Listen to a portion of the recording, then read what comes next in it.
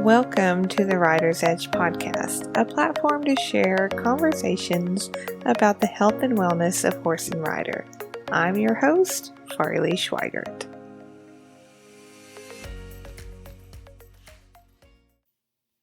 Hey y'all, it's Farley with Rider's Edge podcast, and today I want to ask you a question. Are you putting yourself last on the list? Now, this question comes up a lot. Are you not prioritizing yourself in your day and your life makeup and how things are working? And it comes up a lot for women, probably not as much for men, but guys, hang out with me for this conversation as well. Because the crux of this conversation is, where are you putting yourself as a priority in the team lineup of you and your horse? But we're going to talk about being last on the list and what that means. So for women, it's very easy to be last on the list, right? You've got job, you've got family, you've got kids, you've got horses and cattle to take care of, or aging parents to take care of, or a number of things that come before you. And it happens differently in different seasons of life as well. So this is an ebb and flow kind of situation. It changes in different seasons of life. However, no matter the season that you were in, there should not always be a consistent theme of you being last on the list, because you can't pour from an empty cup. And I'll give you a whole bunch of other cliches, I'm certain, as I am the cliche queen. But you can't pour from an empty cup for your family, for your tribe, and for your horse. You cannot pour from an empty cup. And so if you're not taking a little bit of time for self-care to decrease your stress, if you're not taking a little bit of time for mindful movement to help your body move correctly and feel good, and to help your riding improve, because as we talked about last week in our mindful movement segment, it doesn't take much. It takes a consistent effort, a little bit, to get a little bit every day, consistently, to get the ball rolling. So it takes just a little bit of time every day to get the ball rolling. And while you may not notice that difference very early on, it will just continue to snowball. I was talking to one of my friends over the weekend, and I used to treat her riders when she had a big equestrian team she was coaching. And she would call me and she would say, "Hey, I have a rider that is having problems with this, and I think it's her, not the horse." Because in an equestrian team competition, I think it's really cool, but those teams train, and when they go to competition, they ride a different horse. They don't ride their own horses. They draw horses and have to compete on them. And I think that makes a really cool element to that competition. So these riders are always practicing on different horses to get better at riding different horses. And so she would call me and I would come out, and got to where I regularly treated her team members. And she just made the comment that, I can see such a big difference when we do our 3 pelvic warm-up movements on the horse every time. She said, my riders rarely see that movement, but I can see it every time. I can see the difference in doing it and not doing it.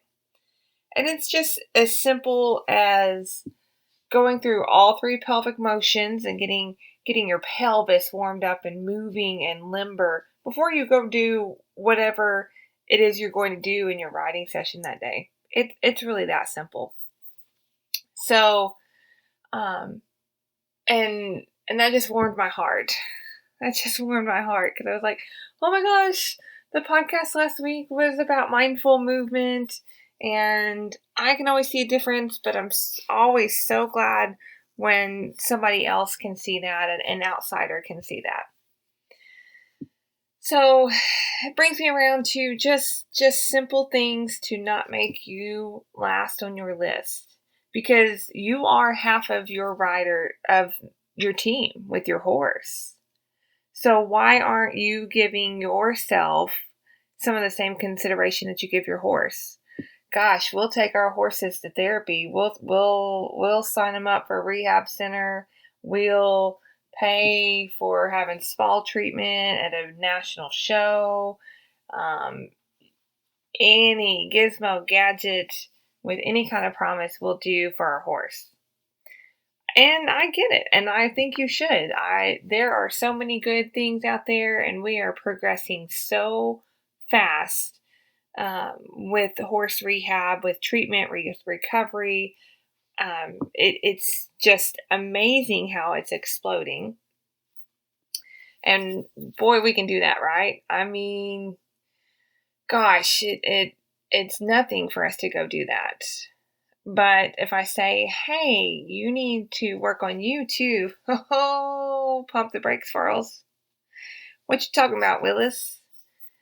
You know, part of being half of a team is that your health can affect your horse's health as well. Yeah, but that makes me uncomfortable, and my horse has to work right, and I'm gonna buy the latest gizmos, gadgets, go to the latest therapist on the street corner, and then we're going to go work and work and work until he gets it right. But I'm going to go drink beer with the boys later, or I'm going to sit on the couch and eat bonbons after work on a rainy day instead of hitting the exercise and movement routine longer because I have more time on that day versus sunny days. And if you make me I can't make you. I can't make anybody do anything. Nobody can make anybody do anything that they don't want to. But if you put out there that I need to do movement, and I need to explore the body awareness I have and how I move, and maybe I have a lot of baggage with that. Maybe that means I have to get uncomfortable with things that were difficult in my life, or I have to get really face to face with the stressor that I've been running from. You know, maybe it's a job, maybe it's whatever. And I recognize at the time of this recording that the whole country, the whole world is now currently operating at a higher level of stress due to COVID. And so our frequencies are running so high right now and are so paper thin that it's very difficult for all of us. And that shift and breaking point comes differently for everybody. So I'm really talking about this today in a space that is maybe more, I hate to say the term regular life, more, I'm pulling COVID out of it a little bit because like I've said on the podcast several times, and we've talked a little bit about COVID, but gosh, you guys are getting that from all sorts of other talking heads and different places. And I know you come here to Writer's Edge for quality content to help you and your horse in pursuing your goals and learning about health and wellness of both along the way. So just a little caveat there in the middle of our conversation today. So it may be that if you have to move, then you have to deal with some issues. It may be that you are stiff due to, you got your ankle sprained in college when you were, horsing around at work and never got it treated. and left on a big trip, and it just continued to take a long time to heal because at that time you didn't know anything about health and wellness and playing the long game for the long-term health. So again, I'm going to ask you, are you putting yourself last on the list? Does it mean you have to move yourself from last to first tomorrow? No. As we've talked about change here on the podcast before, no, that's a recipe for a disaster. It's doing small things to start taking care of yourself. Maybe you don't need to be that Dutch boy with his fingers in the holes plugging up the dam. Maybe you need to let the water run in on your situation and somebody else take up some slack. Or, you let a couple of those balls that you've been juggling fall because maybe they fall into position where they should be. Maybe somebody else catches them when you mistakenly thought you were the only one that could catch those balls that you've been juggling. And you give yourself just time to breathe and relax. And self-care for you may look like scheduling and regularly attending a therapy session, whether it be with a counselor and having a counseling session, or a massage therapist, or a physical therapist, or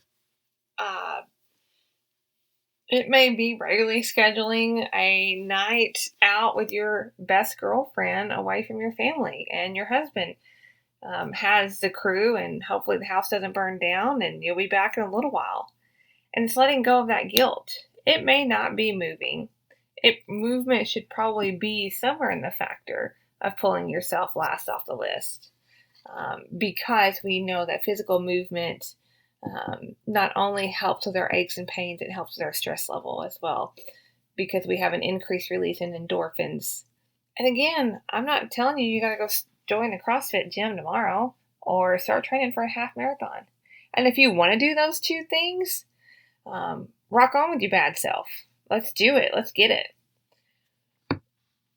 It needs to be reasonable for you and your life.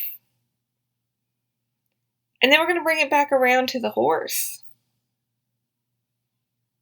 If you think about the physical demands that we ask of our horse, we think about all of the hard sessions that we've had when, this blockhead can't get this, and we're going to do this till we get it right, and everybody's wringing wet, and their sides are thumping, and everybody's tired, and it's dusty, and it's hot, and it just, you should have quit 30 minutes before you did, and it just doesn't work. We've all been there. Some of us have been there maybe a little bit sooner than others, or not too in the recent past. But so if you think about the physical demands that we put on our horses, and we do, and we do a lot when we're getting ready for a big finals. The BBR finals start this week. The AQHA Youth World just got over. Anytime we have something that we've worked real hard and are able to go compete at, there's a higher level of pressure that we mistakenly put on ourselves. And we translate that to our horses. So if you think about all the physical demands you ask for your horse, and your horse literally does it because you asked him to. He doesn't know that he's going to the BBR finals this week. He knows he's getting in the trailer because you asked him to get in the trailer. And when you ask him to get out, they may go, she's going to ask me to go around 3 barrels. Or I get out of the trailer, they may ask me to go switch leads. But they don't know where they're at. They're doing it because we asked them to. So why would you not pull yourself last off the list and do something for your horse? Do something for your horse to make his job easier. His job easier that is the job that you asked him to do. Eesh, am I hitting a nerve? It hits a nerve with me because I'm not perfect at this either. I've been probably better than I ever have in my life, more consistent with this concept in the last month and a half. But I mean, gosh, it's taken me years. I've personally struggled, as I'm having a bunch of, uh, we call it growth moments. And sometimes they're quite painful to begin, but there usually comes a resolution and a reflection. And one growth moment solves that major problem in front of me, but also reflects to another problem I'm having in a similar area. So it's been a very interesting time in my life. But as I'm being more consistent with that, and my diet has been better for the last, oh gosh, year and a half, um, I realize that my whole life I've not put myself first. I put myself last on the list. I mean, by golly, I worked hard. I worked for a long time. I worked 4 10-hour days, and I'd get home in the dark, and I would ride 2 horses, and then I'd go to bed, and I'd go to work, and I'd do it all again. And I put in the work. I was at the barn all the time. I wasn't on the couch eating bonbons, but my mental anguish, my mental stress came out in the form of overconsumption of chocolate and having weight issues and having close people in my life that had similar problems of weight issues. So it was kind of modeled for me in that it was okay. It was okay. And like I said, as I've been working through these things, I realized how much mental anguish I had, and it came out physically. I talk all the time, our mental stress will come out physically somewhere. It may not come out in the form of too much chocolate, years of chocolate after finding adult beverages in college. And those never went away for a long time, long time. And they finally are. And it's not been a quick journey. Like I talked about in the Arena 365 podcast the other day. Um, you know, 4 days needs to fix everything, right? 4 days needs to fix the stabilization of my core. Just like with Charlie, the 30 days. Right now, 30 days should equal 90 days. And I don't know why that doesn't work out. And I know you feel me on that. Oh my goodness. It's so much easier when it's not your horse or your body, when it's working with somebody else. But learning that about myself, about not putting myself first. I would put my patients before me. I would go home and study things about what was going on with my patients instead of doing exercise. Now I'm an active person, and I would always get the status quo done. I'd get my stalls done, my horses ridden, this, that, and the other. May not get laundry done. I wasn't that active, but still active. But obviously, as I've been finding with all this mindful movement, that not moving correctly, not not taking care of myself, and gosh, I tried different diets and different strategies, and like probably every other red-blooded American female who has struggled with that. I've tried the majority of them, and I would have a little bit of success with one or another, spaced out, but it would never stick. And I would hear the cliches of not until you're ready will it work. Well, I mean, that made sense. And of course I'm ready. Like, we're not going to, if you're faced with somebody, you're not going to say, and they ask you, are you ready? It's hard to back down and say no, right? So, you're reading that, not until you get your mind right. Of course my mind is right. Why would my mind be wrong? So it's interesting when I look back and see that and how the changes I've already made and the connections I've made between that, I've pulled myself up off the bottom of the list. I have. Now, I'll be real honest, not every day is peachy. I went, in this last little stretch since we've talked, I went 4 days without doing my exercises due to traveling. And I would get like one exercise done at night because I was getting sore due to the bed I was sleeping in. But I was not consistent with my mindful movement for 4 days after having a good 4 day section earlier in the week. And I could tell. So today I was able to get back to it and add in some new things. And I feel so much better. And every day looks a little bit different for me. That may not work for you. You may need a lot more structure. And that is totally cool.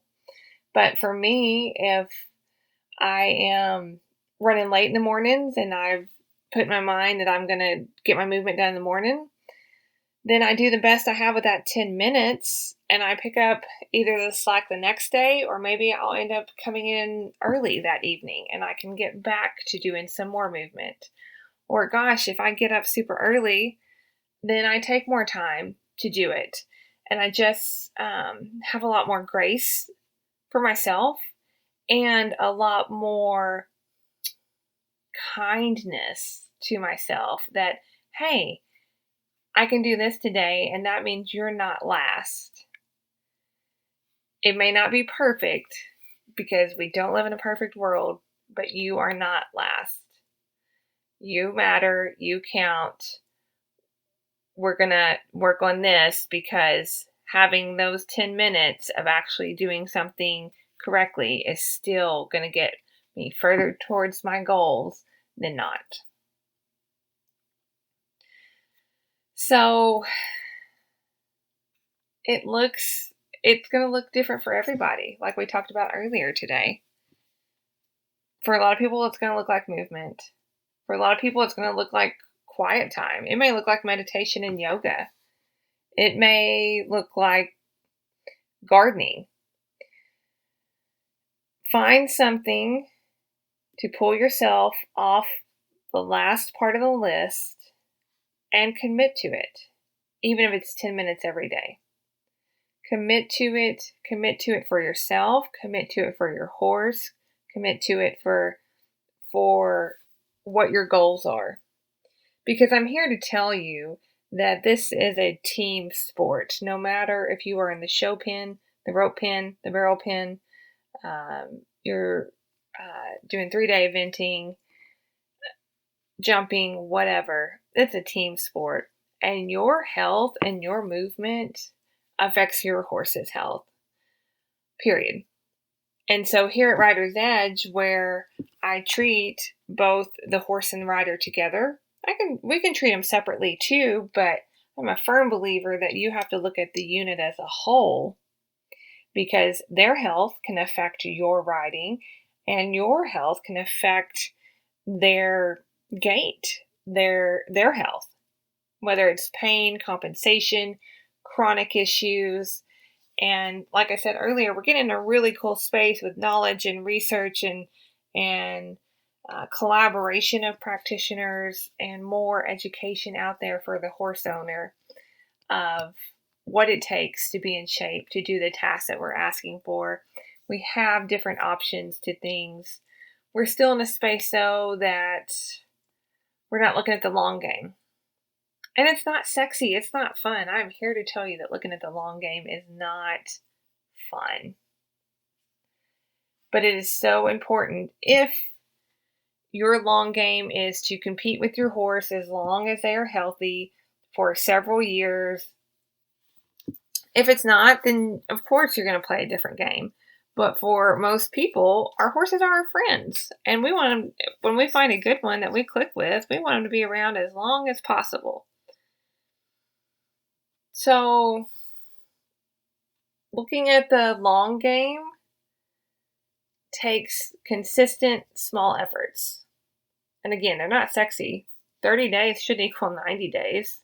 If I skip the chocolate cake at lunch, I should lose 5 pounds by that evening, That's how this should work. Can I get an amen? But it doesn't. But it's about the process. So if you're enjoying the process better because you're taking care of yourself for all the commitments you have in your life, for your family, your friends, your horses, and most importantly, yourself, because you are the person that you have to hang out with the most. It's not your significant other, it's not your kids.